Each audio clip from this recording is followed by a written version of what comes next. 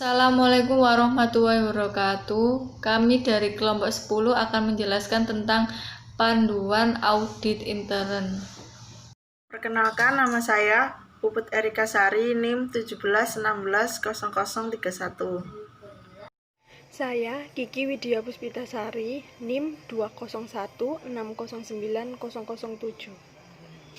Saya Wanda Berliana Sunarto, NIM 201609006. Kebijakan audit atau audit polis. Audit polis dapat dibuat tahunan dan disesuaikan dengan kondisi yang dihadapi pada tahun yang bersangkutan. Audit polis antara lain berisi kebijakan Kepala SKAI dalam pelaksanaan audit menghadapi situasi bank pada tahun audit yang bersangkutan.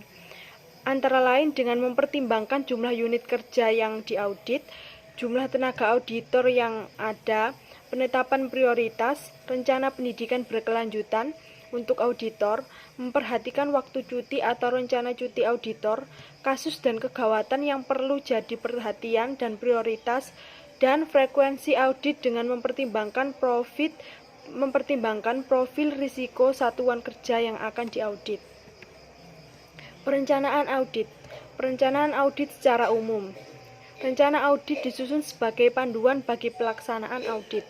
Rencana audit diberitahukan kepada auditor sekurang-kurangnya 2 minggu sebelumnya untuk keperluan persiapan bagi tim audit yang bersangkutan.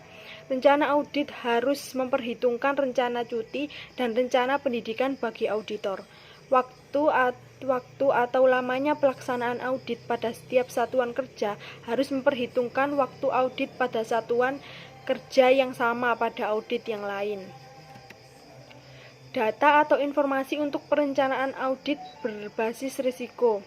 Yang pertama, kebijakan audit yang disetujui Dekom dan komite audit apabila ada, serta direktur utama bank. Yang kedua, kebijakan audit yang ditetapkan oleh Kepala SKAI. Yang ketiga, jumlah tenaga auditor yang tersedia. Yang keempat, jumlah satuan kerja, cabang dan kantor pusat yang diperhitungkan untuk diaudit berisikan profil risiko satuan kerja cabang dan profil risiko satuan kerja fungsional di kantor pusat. Yang kelima, data audit tahun sebelumnya.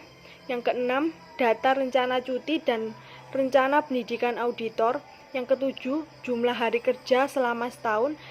Dan yang terakhir adalah audit rating cabang-cabang. Mengatasi kekurangan tenaga dapat ditempuh dengan alternatif 1. Ditarik dari tenaga on-desk monitoring atau cadangan auditor untuk pemeriksaan khusus. 2. Memperpanjang frekuensi audit untuk cabang yang berisiko below average dan cabang low risk. 3. Gunakan outsourcing internal audit company. 4. Rekrutmen tenaga auditor baru atau butuh waktu. Membentuk tim audit dan menyusun jadwal audit. Membentuk tim audit untuk masing-masing cabang dan menetapkan tanggal pemeriksaan dengan memperhatikan jadwal cuti auditor. Waktu pendidikan bagi auditor. Penyusunan hendaknya dengan memperhatikan rating audit dari satuan kerja yang akan diperiksa. Satuan kerja dengan rating audit yang rendah berarti mempunyai banyak masalah atau berisiko tinggi atau banyak penyimpangan atau ketidakpatuhan atau satuan kerja yang tidak efisien. Pelaksanaan audit. Persiapan oleh tim audit. Ada 5. 1. Menentukan tujuan audit serta cakupan pemeriksaan. 2. Membekali tim audit. 3. Komunikasi dengan mereka yang berkepentingan dengan audit. 4. Mempersiapkan audit program. 5. Menetapkan kepada siapa permasalahan yang ditemukan, dibahas, dan disampaikan. Standar pekerjaan audit ada 4. 1. Yaitu standar umum.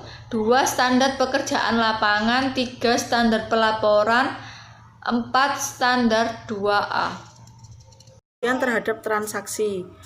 Pengujian terhadap transaksi dimulai dengan penilaian pengendalian intern terhadap prosedur transaksi tersebut. Kemudian berdasarkan itu ditetapkan sampling yang akan diambil untuk pengujian transaksi.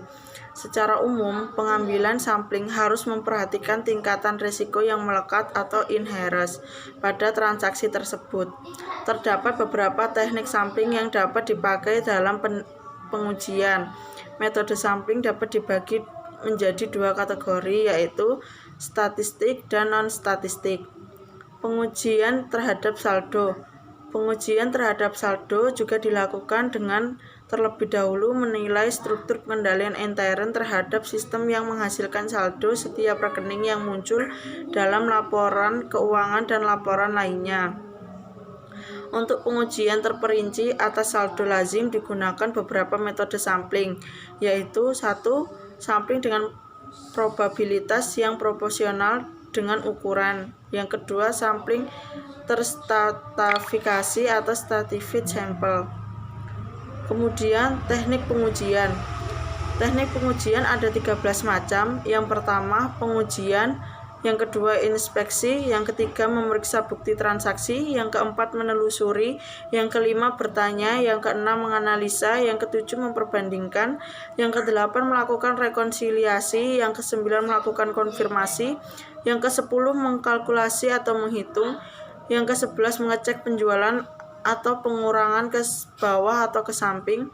Yang ke-12, melakukan verifikasi atau melakukan verifikasi. Yang ke-13 atau yang terakhir, melakukan perhitungan. Penyusunan laporan audit. Kegiatan audit yang telah selesai dilaksanakan harus dituangkan ke dalam laporan audit. Laporan audit harus memenuhi standar pelaporan, memuat kelengkapan materi, dan melalui proses penyusunan yang baik. Tindak lanjut hasil audit ada 3 macam. Yang pertama, pemantauan atas pelaksanaan tindak lanjut, analisis atau kecukupan tindak lanjut, dan yang terakhir, pelaporan tindak lanjut. Sekian presentasi dari kelompok kami. Apabila ada kesalahan dan kekurangan, mohon maaf sebesar-besarnya. Wassalamualaikum warahmatullahi wabarakatuh.